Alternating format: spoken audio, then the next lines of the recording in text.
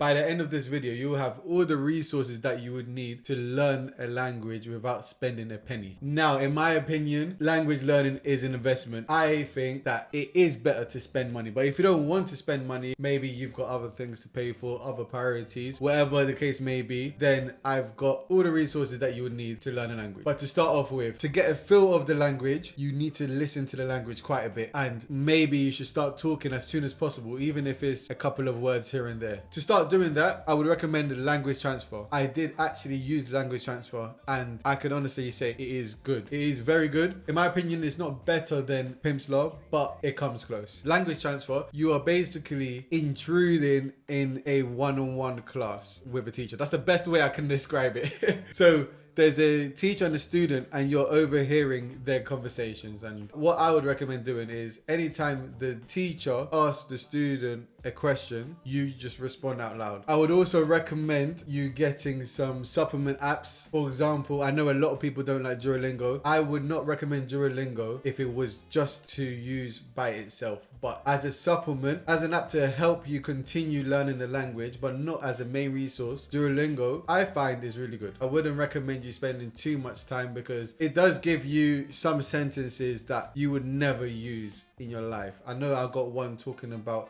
something about a purple dinosaur. I don't know. It was stupid, and it made me want to delete the app one time. But at the same time, I don't really understand the hate towards it because Duolingo isn't as bad as what people are saying. I think people are just jumping on the bandwagon. I don't think it's that bad. I know it's not the greatest, but it is good if you use it in a certain way. Just don't use it as your main resource, I would say. So we've got Duolingo and we've got language transfer. While you're using both of them, I would recommend you listening to the language as much as possible. So to start off with, find YouTubers that are teaching the language, and then once you get to a comfortable point, then find YouTubers created for people that already speak that language, if that makes sense. So created for natives. That's what I've done for French. Also, just immerse in the culture, immerse in the language. Listen to podcasts as well. Find any podcast that you can find. Maybe to start off with, find podcasts that are teaching the language, and then move to native podcasts. Also, music is an important one, and what I would recommend you doing, instead of just listening to the music and vibing to the music, translate the words. Go and search the lyrics online and write down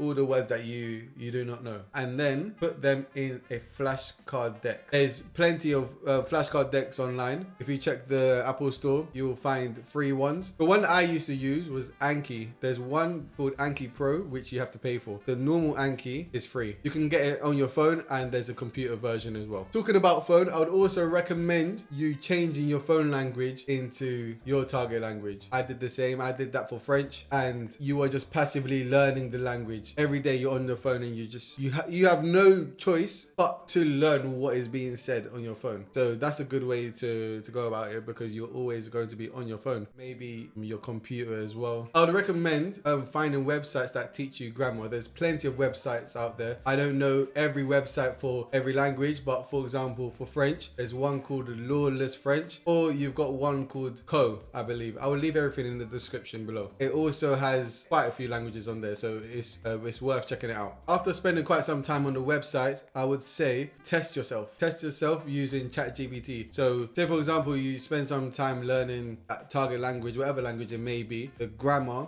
specifically, let's say you're learning the future tense at the moment. I would say to go on ChatGPT and say, for example, test me on the French future tense. You have a bunch of questions there for you to answer, and it will correct you where you need to be corrected. Another thing you should do is find short stories in your target language, and I would also recommend reading maybe articles in your target language. I started off doing that. It is quite hard when you do that, I'll be honest. I would recommend starting off with easier pieces of text. Find something that you're interested in and just read articles. At one point I was reading like gaming articles, but that's something you can do. My last tip would be journaling. Journaling's really good. Try to journal as much as possible in your target language, and for any word that you don't know, write it in your native language and then come back to it later on. But don't stop. Like if you're in the flow of it, just write, and I don't know this word, That's fine. Let me write it in my native language, sorry. Write it in the native language, continue writing in your target language, and then come back to it. And another thing you can do,